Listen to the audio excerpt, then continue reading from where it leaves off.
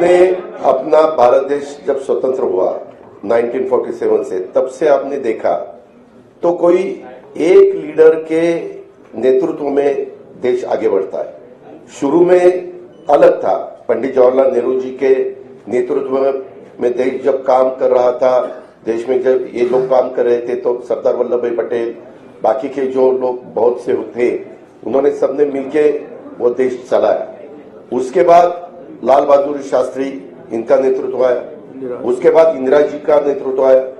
Emergency के वक्त इंदिरा जी को अपने देश के लोगों ने थोड़ा सा बाहर उनको हरा दिया था, वो खुद भी हार गई थी। लेकिन उसके बाद वापिस जो लोग इकट्ठा हुए अलग अलग पार्टियों के, जिसको हम खिचड़ी बोलते हैं, वैसा हुआ। वो गवर्नमेंट ज्यादा चला नहीं, 2.5 साल के अंदर ही चुनाव हुए। वापिस इंदिरा जी का नेतृत्व में, उनका करिश्मा था, उनके नेतृत्व में ही सरकार आई। उसके बाद राजीव गांधी के नेतृत्व में सरकार आई। और ये सब होने के बाद बहुत सालों के बाद मैं भी मेंबर ऑफ पार्लियामेंट बना 91 में, ये भी 91 में, हम साथ साथ। तब एक कांग्रेस थी, कांग्रेस के मेंबर ऑफ पार्लियामेंट के नाते हम वहां चुनाव जीत के गए थे। तब देखा था बहुत सालों से 1984 के बाद, ठीक तरह से सुनो, 1984 के बाद अपने देश में कोई भी एक ऐसा नेता कि उनके नेतृत्व में देश आगे जा रहा है, ऐसा कभी हुआ नहीं। अलग अलग गुट को एक करके देश को चलाने की कोशिश की गई।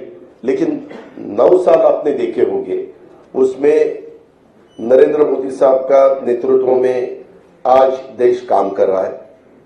वो बाहर भी पॉपुलर है, यानी अब्रॉड, बाहर अगर कोई भी देश में जाते हैं अपने भारत की तरफ से, तो सब उनको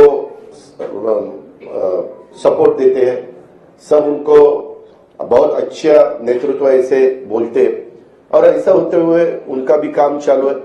और ये काम करते वक्त आपने भी देखा वंदे भारत ट्रेन हो या अलग अलग बहुत से कुछ रोड्स हो, नेशनल हाईवे के जो कुछ काम हुआ है या 9-10 साल में, वह जो अगर आपने देखा बाकी की डेवलपमेंट के बारे में, ऐसे सब ठीक तरह से चालू है।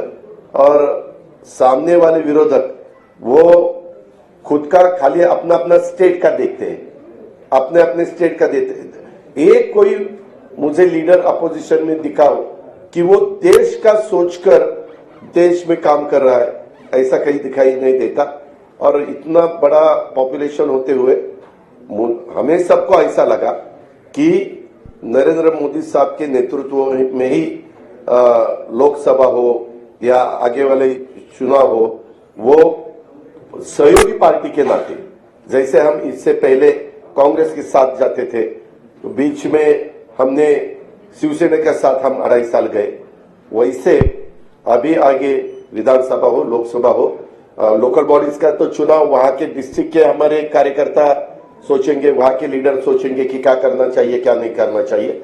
लेकिन स्टेट के और देश के जो चुनाव है उसके बारे में हम साथ साथ जाना चाहते हैं। और इसीलिए महाराष्ट्र के डेवलपमेंट के लिए और देश और मजबूत होना चाहिए और आगे जाना चाहिए।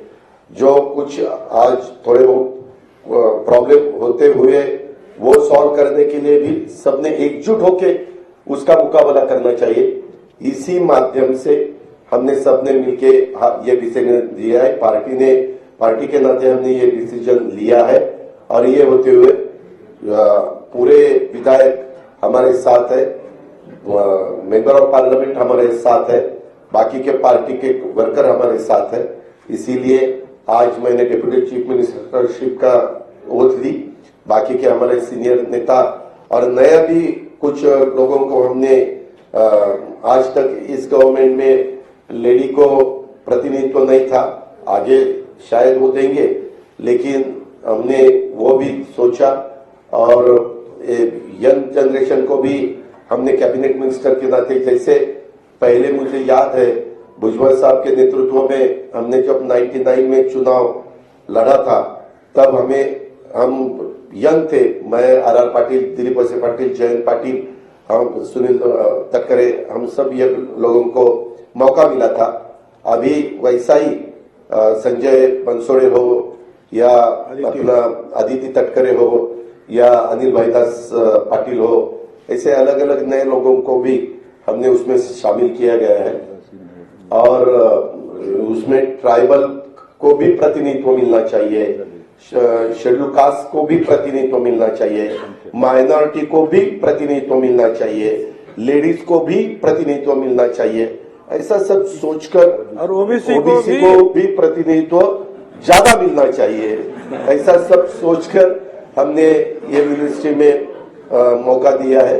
और आगे भी जो हम जब बात सीएम साहब के साथ करेंगे, बाकी डीसीएम साहब साथ के करेंगे, बैठेंगे, तो बाकी के भी लोगों को और मौका देने की हमारी कोशिश रहेगी। हमसे जुड़े रहने के लिए हमारे YouTube चैनल को सब्सक्राइब करें और नई वीडियो की नोटिफिकेशन के लिए बेल आइकॉन को दबाएं।